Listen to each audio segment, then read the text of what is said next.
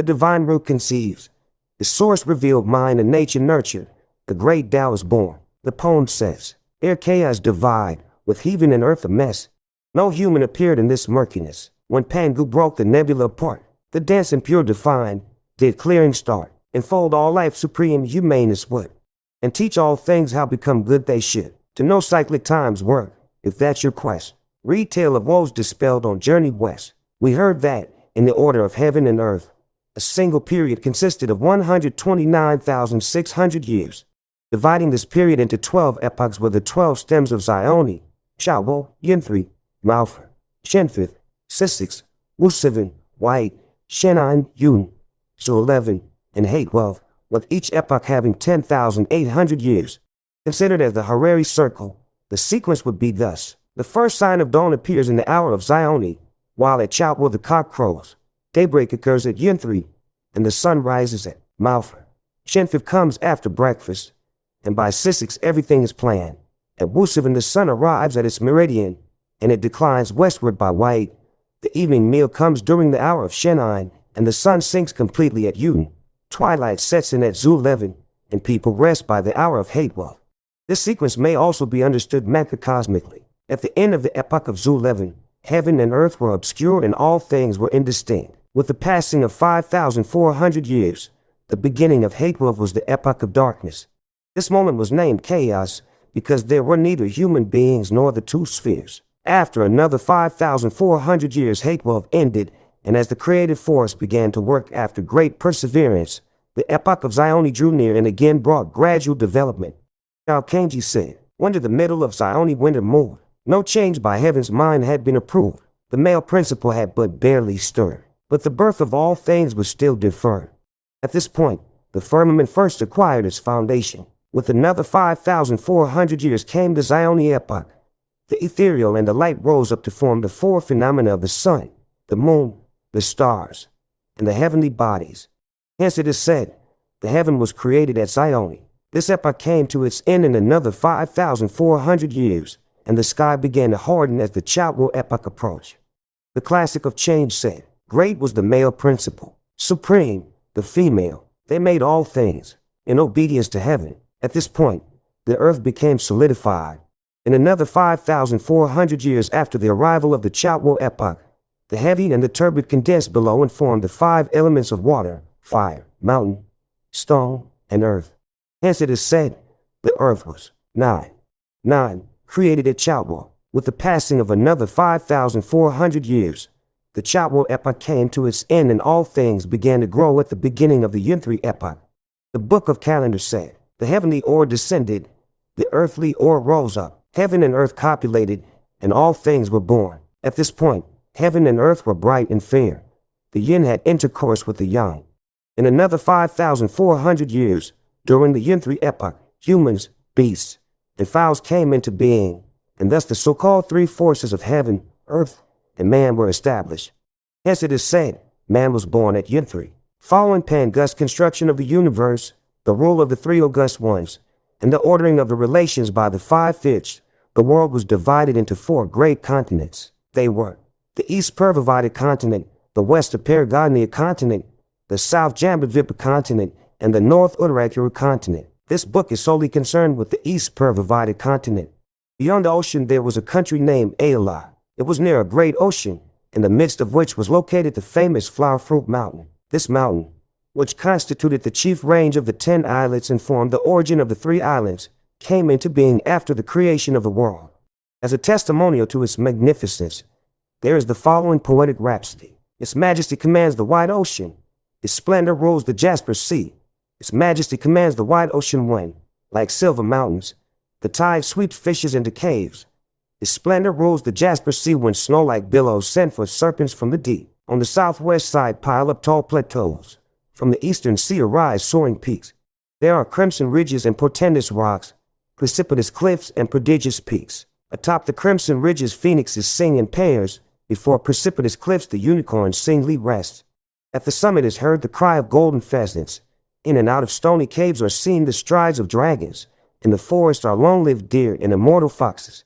On the trees are divine fowls and black cranes. Strange grass and flowers never wither. Green pines and cypresses always keep their spring. Immortal peaches are ever fruit-bearing. Lofty bamboos often detain the clouds. Within a single gorge the creeping vines are dense. The grass color of meadows all around is fresh. This is indeed the pillar of heaven, where 100 rivers meet, the earth's great axis, and 10,000 kalpas unchanged. There was on top of that very mountain an immortal stone, which measured 36 feet and 5 inches in height and 24 feet in circumference. The height of 36 feet and 5 inches corresponded to the 365 cyclical degrees, while the circumference of 24 feet corresponded to the 24 solar terms of the calendar. On the stone were also 9 perforations and 8 holes, which corresponded to the palaces of the 9 constellations and the 8 trigrams. Though it lacked the shade of trees on all sides, it was set off by epidendrums on the left and right. Since the creation of the world, it had been nourished for a long period by the seas of heaven and earth and by the essences of the sun and the moon, until, quickened by divine inspiration, it became pregnant with a divine embryo. One day, it split open, giving birth to a stone egg about the size of a plain ball. Exposed to the wind, it was transformed into a stone monkey endowed with fully developed features and limbs. Having learned at once to climb and run, this monkey also bowed to the 4 quarters, while 2 beams of golden light flashed from his eyes to reach even the palace of the pole star. The light disturbed the great benevolent sage of heaven, the celestial jade emperor of the most venerable Deva, who, attended by his divine ministers, was sitting in the cloud palace of the golden arches, in the treasure hall of the divine mist. Upon seeing the glimmer of the golden beams, he ordered 1,000-mile eye and fair wind ear to open the south heaven gate and to look out. At this command the 2 captains went out to the gate, and, having looked intently and listened clearly, they returned presently to report. Your subjects, obeying your command to locate the beams, discovered that they came from the flower fruit mountain at the border of the small Aelai country, which lies to the east of the East Pervivided continent. On this mountain is an immortal stone that has given birth to an egg. Exposed to the wind, it has been transformed into a monkey, who, when bowing to the 4 quarters, has flashed from his eyes those golden beams that reach the palace of the pole star. Now that he is taking some food and drink, the light is about to grow dim. With compassionate mercy the Jade Emperor declared, these creatures from the world below are born of the essences of heaven and earth, and they need not surprise us. That monkey in the mountain was able to walk, run, and leap about. He fed on grass and shrubs, drank from the brooks and streams, gathered mountain flowers, and searched out fruits from trees. He made his companions the tiger and the lizard, the wolf and the leopard. He befriended the civet and the deer, and he called the gibbon and the baboon his kin. At night he slept beneath stony ridges, and in the morning he sauntered about the caves and the peaks. Truly, in the mountain there is no passing of time. The cold recedes, but one knows not the year. One very hot morning, he was playing with a group of monkeys under the shade of some pine trees to escape the heat. Look at them, each amusing himself in his own way by, swinging from branches to branches, searching for flowers and fruits. They played 2 games or 3, with pebbles and with pellets. They circled sandy pits. They built rare pagodas. They chased the dragonflies. They ran down small lizards, bowing low to the sky. They worshipped bodhisattvas. They pulled the creeping vines. They plaited mass with grass. They searched to catch the louse that they bit or esquised to death. They dressed their free coats. They scraped their fingernails, those leaning lean, those rubbing rub, those pushing push, those pressing press, those pulling pull, those tugging tug. Beneath the pine forest and free to play, they washed themselves in the green water stream. So, after the monkeys had frolicked for a while, they went to bathe in the mountain stream and saw that its currents bounced and splashed like tumbling melons. As the old saying goes, fowls have their fowl speech, and beasts have their beast language. The monkeys said to each other, we don't know where this water comes from. Since we have nothing to do today, let us follow the stream up to its source to have some fun. With a shriek of joy, they dragged along males and females, calling out to brothers and sisters, and scrambled up the mountain alongside the stream. Reaching its source, they found a great waterfall. What they saw was a column of white rainbows rising, 1,000 yards of snow caps flying. The sea wind blows but cannot sever what a river moon lights up forever. Its cold breath divides the green glades. Its branches wet the verdant shades. This torrent named a waterfall seems like a curtain hanging tall. All the monkeys clap their hands in acclaim. Marvelous water, marvelous water. So this waterfall is distantly connected with the stream at the base of the mountain and flows directly out even to the great ocean. They said also, if any of us had the ability to penetrate the curtain and find out where the water comes from without hurting himself, we would honor him as king. They gave the call 3 times when suddenly the stone monkey leaped out from the crowd. He answered the challenge with a loud voice. He'll go in. He'll go in. What a monkey. 4. Today his fame will spread wide. His fortune the time does provide. He's fated to live in this place, sent by a king to God's palace. Look at him. He closed his eyes, crouched low, and with one leap he jumped straight through the waterfall. Opening his eyes at once and raising his head to look around, he saw that there was neither water nor waves inside, only a gleaming, shining bridge. He paused to collect himself and looked more carefully again. It was a bridge made of sheet iron. The water beneath it surged through a hole in the rock to reach the outside, filling in all the space under the arch. With bent body he climbed on the bridge, looking about as he walked, and discovered a beautiful place that seemed to be some kind of residence. Then he saw fresh mosses piling up indigo, white clouds like jade afloat, and luminous sheens of mist and smoke, empty windows, quiet rooms, and carved flowers growing smoothly on benches, stalactites suspended in milky caves, rare blossoms voluminous over the ground. Pans and stoves near the walls show traces of fire. Bottles and cups on the table contain leftovers. The stone seats and beds were truly lovable. The stone pots and bowls were more praiseworthy. There were, furthermore, a stalk or 2 of tall bamboos, and 3 orchid sprigs of upland flowers, with a few green pines always draped in rain. This whole place indeed resembled a home. After staring at the place for a long time, he jumped across the middle of the bridge and looked left and right. There in the middle was a stone tablet on which was inscribed in regular, large letters, "The blessed land of Flower Fruit Mountain, the cave heaven of Water Curtain Cave." Beside himself with delight, the stone monkey quickly turned around to go back out and, closing his eyes and crouching again, leaped out of the water. A great stroke of luck, he exclaimed with 2 loud guffaws. A great stroke of luck. The other monkeys surrounded him and asked, "How is it inside? How deep is the water?" The stone monkey replied, "There isn't any water at all. There's a sheet iron bridge, and beyond it is a piece of heaven-sent property." "What do you mean that there? That's property in there?" asked the monkeys, laughing. The stone monkey said, "This water splashes through a hole in the rock and fills the space under the bridge. Beside the bridge there is a stone mansion with trees and flowers. Inside are stone ovens and stoves, stone pots and pans, stone beds and benches. A stone tablet in the middle has the inscription, 'The blessed land of the Flower Fruit Mountain, the cave heaven of the Water Curtain Cave.' This is truly the place for us to settle in. It is, moreover, very spacious inside and can hold thousands of the young and old. Let's all go live in there and spare ourselves from being subject to the whims of heaven. For we have in there a retreat from the wind, a shelter from the rain.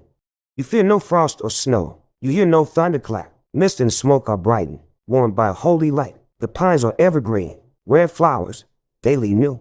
When the monkeys heard that, they were delighted, saying, "You go in first and lead the way." The stone monkey closed his eyes again, crouched low, and jumped inside.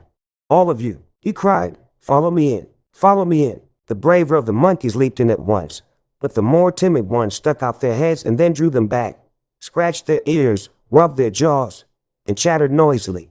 After milling around for some time, they too bounded inside. Jumping across the bridge, they were all soon snatching dishes, clutching bowls, or fighting for stoves and beds, shoving and pushing things hither and thither. Fitting their stubbornly prankish nature, the monkeys could not keep still for a moment and stopped only when they were utterly exhausted. The stone monkey then solemnly took a seat above and spoke to them. "Gentlemen, if a man lacks trustworthiness, it is difficult to know what he can accomplish. You yourselves promised just now that whoever could get in here and leave again without hurting himself would be honored as king. Now that I have come in and gone out and come in, and have found for all of you this heavenly grotto in which you may reside securely and enjoy the privilege of raising a family, why don't you honor me as your king?" When the monkeys heard this, they all folded their hands on their breasts and obediently prostrated themselves. Each one of them then lined up according to rank and age, and, bowing reverently, they intoned, "Long live our great king." From that moment, the stone monkey ascended the throne of kingship. He did away with the word stone in his name and assumed the title, Handsome Monkey King. There is a testimonial poem that says, "Triple spring made it to beget all things, a divine stone quickened by the sun and moon. change from egg to ape to reach the great way. Low name and surname match elixir made. Formless inside he yields no image known. His outward guise coheres in action shown. In every age all persons will yield to him. Hail the king, a sage, he is free to roam. The handsome monkey king thus led a flock of gibbons and baboons, some of whom were appointed by him as his officers and ministers. They toured the flower fruit mountain in the morning, and they lived in the water-curtained cave by night, living in concord and sympathy. They did not mingle with bird or beast, but enjoyed their independence in perfect happiness. For such were their activities. In the spring they gathered flowers for food and drink. In the summer they went in quest of fruits for sustenance. In the autumn they amassed taros and chestnuts to ward off time.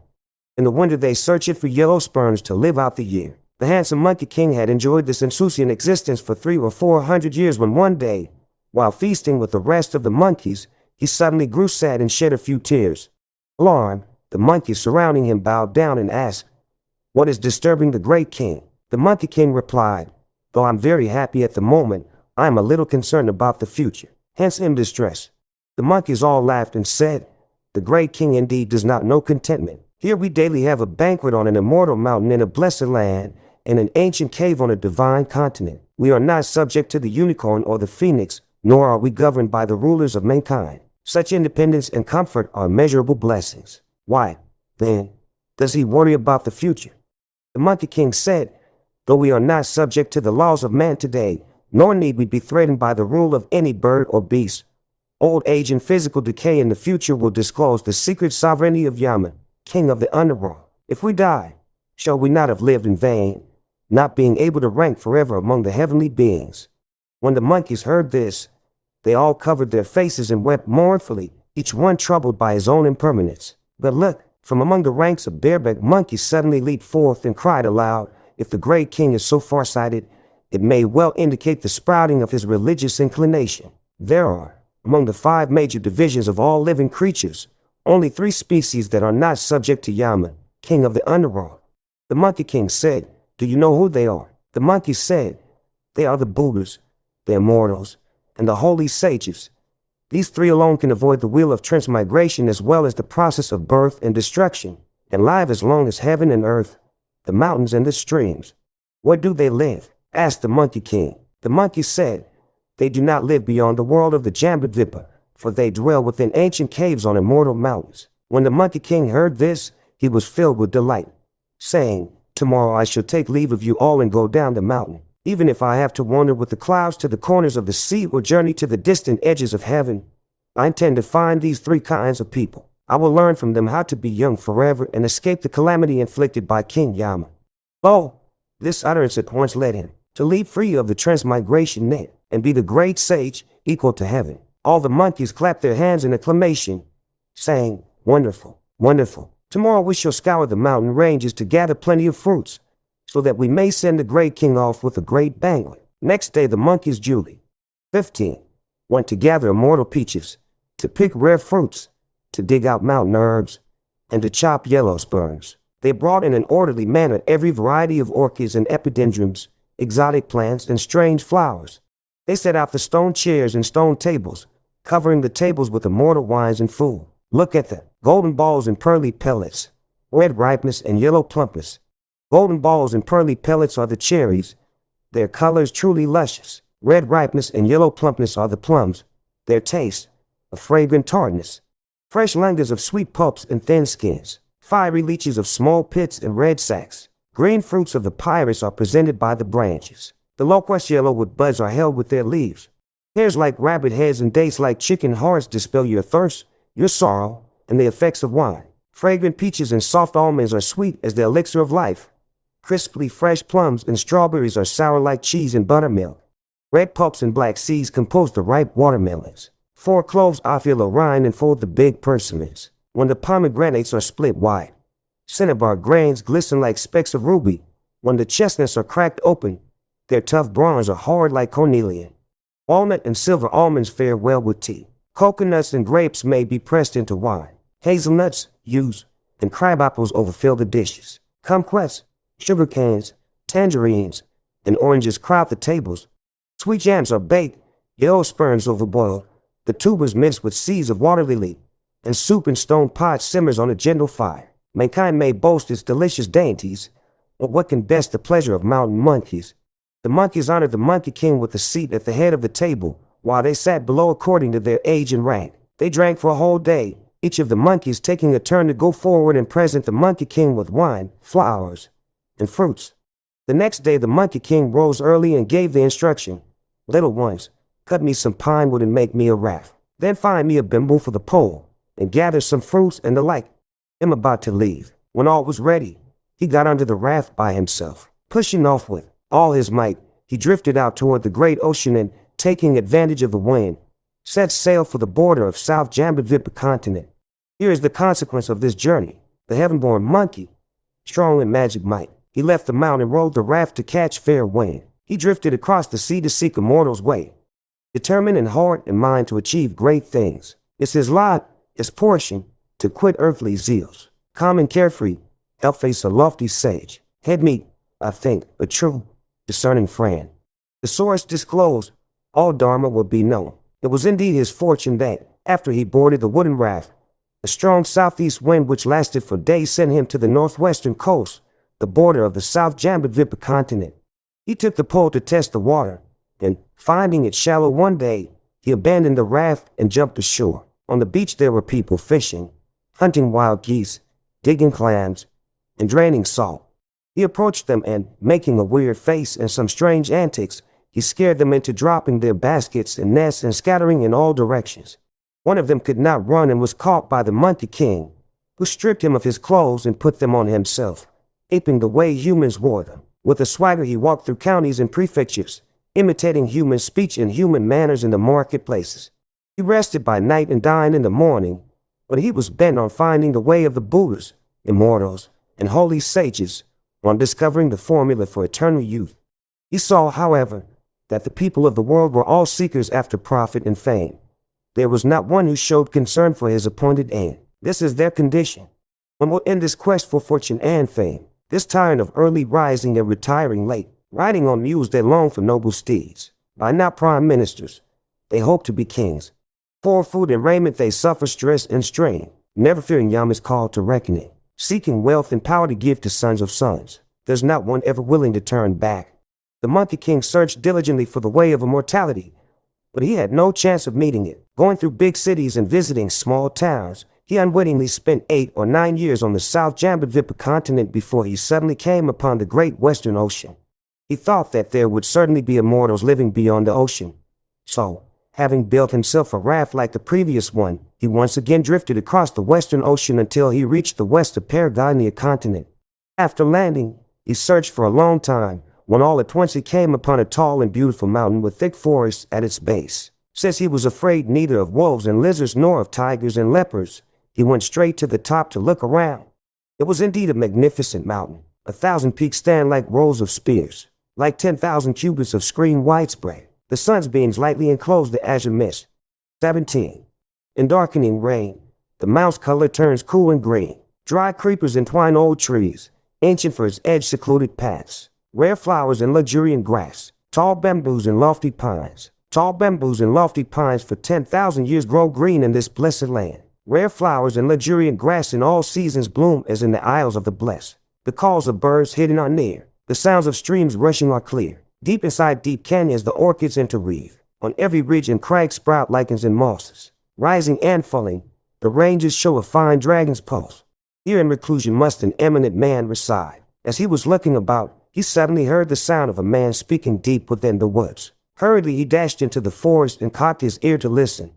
It was someone singing, and the song went thus. I watch chess games, my axe handles riot. I chop at wood, jing the sound. I walk slowly by the clouds fringe at the valley's entrance, selling my firewood to buy some wine. I'm happy and laugh without restraint. When the path is frosted in autumn's height, it face the moon, my pillow the pine root. Sleeping till dawn it find my familiar woods. I climb the plateaus and scale the peaks to cut dry creepers with my axe. When I gather enough to make a load, I stroll singing through the marketplace and trade it for 3 pints of rice, with nary the slightest bickering over a price so modest. Plots and schemes I do not know, without vainglory or attaint my life's prolonged in simplicity. Those I meet, if not immortals, would be Taoists, seated quietly to expound the yellow court. When the handsome Monkey King heard this, he was filled with delight. saying, "So the immortals are hiding in this place." He leaped at once into the forest. Looking again carefully, he found a woodcutter chopping firewood with his axe. The man he saw was very strangely attired. On his head he wore a wide splint hat of seed leaves freshly cast from new bamboos. On his body he wore a cloth garment of gauze woven from the native cotton. Around his waist he tied a winding sash of silk spun from an old silkworm. On his feet he had a pair of straw sandals with laces rolled from withered sedge. In his hands he held a fine steel axe. A sturdy rope coiled round and round his load. In breaking pines or chopping trees was the man to equal him. The Monkey King drew near and called out, "Reverend Immortal, your disciple raises his hands." The woodcutter was so flustered that he dropped his axe as he turned to return the salutation. "Blasphemy, blasphemy," he said. "I, a foolish fellow with hardly enough clothes or food, how can I bear the title of immortal?" The Monkey King said, "If you are not an immortal, how is it that you speak his language?" The woodcutter asked, "What did I say that sounded like the language of an immortal?" The Monkey King explained, "When I came just now to the forest's edge, I heard you singing. Those I meet, if not immortals, would be Taoists, seated quietly to expound the yellow cord. The yellow cord contains the perfected words of the way and virtue. What can you be but an immortal?" Laughing, the woodcutter said, "I can tell you this much. The tune of that lyric is named A Cord Full of Blossoms, and it was taught to me by an immortal, a neighbor of mine. He saw that I had to struggle to make a living and that my days were full of worries, so he told me to recite the poem whenever I was troubled. This, he said, would both comfort me and rid me of my difficulties. It happened that I was anxious about something just now, so I sang the song. It didn't occur to me that I would be overheard." The Monkey King said, "If you are a neighbor of the immortal, why don't you follow him in the cultivation of the way? Wouldn't it be nice to learn from him the formula for eternal youth?" The woodcutter replied, "My lot has been a hard one all my life. When I was young, I was indebted to my parents' nurture until I was 8 or 9. As soon as I began to have some understanding of human affairs, my father unfortunately died, and my mother remained a widow. I had no brothers or sisters, so there was no alternative but for me alone to support and care for my mother. Now that my mother is growing old, all the more I dare not leave her. Moreover, my fields are rather barren and desolate, and we haven't enough food or clothing. I can't do more than chop 2 bundles of firewood to take to the market in exchange for a few pennies to buy a few pints of rice. I cook that myself, serving it to my mother with the tea that I make. That's why I can't practice austerities." The Monkey King said, "According to what you have said, you are indeed a gentleman of filial piety, and you will certainly be rewarded in the future. I hope, however, that you will show me the way to the immortal's abode, so that I may reverently call upon him." "It's not far," the woodcutter said. "This mountain is called the Mountain of Mind and Heart, and in it is the Cave of Slanting Moon and 3 Stars. Inside the cave is an immortal by the name of the Patriarch Sabati, who has already sent out innumerable disciples. Even now there are 30 or 40 persons who are practicing austerities with him. Follow this narrow path and travel south for about 7 or 8 miles, and you will come to his home." Grabbing the woodcutter, the Monkey King said, "Honored brother, go with me. If I receive any benefit, I will not forget the favor of your guidance." "What a boneheaded fellow you are," the woodcutter said. "I have just finished telling you these things, and you still don't. Do you understand? If I go with you, won't I be neglecting my livelihood? And who will take care of my mother? I must chop my firewood. You go on by yourself." When the Monkey King heard this, he had to take his leave. Emerging from the deep forest, he found the path and went past the slope of a hill. After he had traveled 7 or 8 miles, a cave dwelling indeed came into sight. He stood up straight to take a better look at this splendid place, and this was what he saw. Mist and smoke in diffusive brilliance, flashing lights from the sun and moon, 1,000 stalks of old cypress, 10,000 stems of tall bamboo, 1,000 stalks of old cypress draped in rain half of the air with tender green, 10,000 stems of tall bamboo held in smoke will paint the glen chartreuse. Strange flowers spread bouquets before the door. Jade-like grass emits fragrance beside the bridge. On ridges protruding grow moist green lichens. On hanging cliffs cling the long blue mosses. The cries of immortal cranes are often heard. Once in a while a phoenix soars overhead. When the cranes cry, their sounds reach through the marsh to the distant sky. When the phoenix soars up, its plume with 5 bright colors embroiders the clouds. Black apes and white deer may come or hide. Gold lions and jade elephants may leave or bide. Look with care at this blessed, holy place. It has the true semblance of paradise. He noticed that the door of the cave was tightly shut. All was quiet, and there was no sign of any human inhabitant. He turned around and suddenly perceived, at the top of the cliff, a stone slab approximately 8 feet wide and over 30 feet tall. On it was written in large letters, "The Mountain of Mind and Heart, the Cave of Slanting Moon and 3 Stars." Immensely pleased, the handsome Monkey King exclaimed, "People here are truly honest. This mountain and this cave really do exist." He stared at the place for a long time but dared not knock. Instead, he jumped onto the branch of a pine tree, picked a few pine seeds and ate them, and began to play. After a moment he heard the door of the cave open with a squeak, and an immortal youth walked out. His bearing was exceedingly graceful. His features were highly refined. This was certainly no ordinary young mortal, for he had his hair bound with 2 cords of silk, a white robe with 2 sleeves of linen. His body and face seemed most distinct, for visage and mind were both detached. Long a stranger to all worldly things, he was the mountain's ageless boy, untainted even with a speck of dust. He feared no havoc by the seasons wrought. After coming through the door, the boy shouted, "Who is causing disturbance here?" With a bound, the Monkey King leaped down from the tree and went up to him bowing. "Immortal boy," he said, "I'm a seeker of the way of immortality. I would never dare cause any disturbance." With a chuckle, the immortal youth asked, "Are you a seeker of the way?" "I'm indeed," answered the Monkey King. "My master at the house," the boy said, "has just left his couch to give a lecture on the platform. Before even announcing his theme, however, he told me to go out and open the door, saying, 'There is someone outside who wants to practice austerities. You may go and receive him. It must be you, I suppose.'" The Monkey King said, smiling, "It is I, most assuredly. Follow me." "And then," said the boy. With solemnity the Monkey King set his clothes in order and followed the boy into the depths of the cave. They passed rows and rows of lofty towers and huge alcoves, of pearly chambers and carved arches. After walking through innumerable quiet chambers and empty studios, they finally reached the base of the green jade platform. Patriarch Sabati was seen seated solemnly on the platform, with 30 lesser immortals standing below in rows. He was truly an immortal of great kin and purest mien. Master Sabati, whose wondrous form of the West, had no end or birth by work of the double three. His whole spirit and breath were with mercy filled, empty, spontaneous, it could change at will. His Buddha nature able to do all things. The same age as heaven had his majestic frame. Fully tried and enlightened was this grand priest. As soon as the handsome Monkey King saw him, he prostrated himself and kowtowed times without number, saying, "Master, master, I, your pupil, pay you my sincere homage." The patriarch said, "Where do you come from? Let's hear you state clearly your name and country before you kowtow again." The Monkey King said, "Your pupil came from the water-curtained cave of the Flower Fruit Mountain, in the Aelite country of the East Pervivided continent." "Chase him out of here," the patriarch shouted. "He is nothing but a liar and a fabricator of falsehood. How can he possibly be interested in attaining enlightenment?" The Monkey King hastened to kowtow unceasingly and to say, "Your pupil's word is an honest one, without any deceit." The patriarch said, "If you are telling the truth, how is it that you mention the East Pervivided continent? Separating that place and mine are 2 great oceans and the entire region of the South Jambudvipa continent. How could you possibly get here?" Again kowtowing, the Monkey King said, "Your pupil drifted across the oceans and trudged through many regions for more than 10 years before finding this place." The patriarch said, "If you have come on a long journey in many stages, you'll let that pass. What is your surname, Zing?" The Monkey King again replied, "I have no temper, Zing. If a man rebukes me, I'm not offended. If he hits me, I'm not angered. In fact, I simply repay him with a ceremonial greeting and that's all. My whole life's without ill temper." "I am not speaking of your temper," the patriarch said. "I'm asking after the name of your parents." "I have no parents either," said the Monkey King.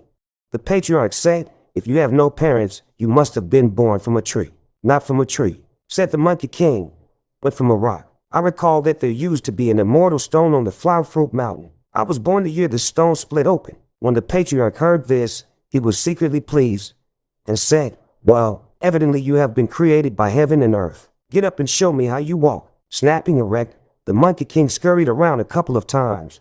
The patriarch laughed and said, "Though your features are not the most attractive, you do resemble a pignoli-eating monkey using. This gives me the idea of taking a surname for you from your appearance. I intended to call you by the name Hu. If I drop the animal radical from this word, what's left is a compound made up of the 2 characters, Gu and Yu.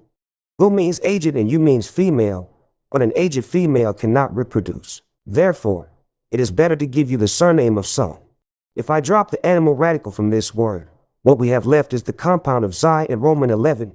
Xi means a boy and Roman 11 means a baby, and that name exactly accords with the fundamental doctrine of the baby boy. So your surname will be son.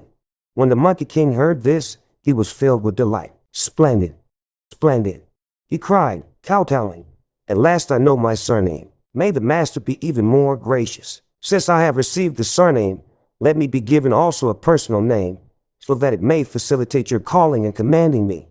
The patriarch said, within my tradition are 12 characters that have been used to name the pupils according to their divisions. You are one who belongs to the 10th generation. Which 12 characters are they? Asked the Monkey King. The patriarch replied, they are Wai Guang, Great Da, Wai Zhai, Intelligence Huey, True Jin, Conforming Ru, Nature Zing, Si Hai, Sharp Ying, Wei Tu Wu, Complete Yuan. 22.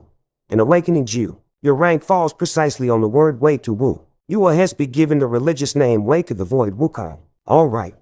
Splendid, splendid, said the Monkey King, laughing. Henceforth I shall be called Sun Wukong. So it was that, at Nebula's parting he had no name. Smashing stubborn void needs Wei to the Void. We do not know what fruit of Taoist cultivation he succeeded in attaining afterward. Let's listen to the explanation in the next chapter. 2.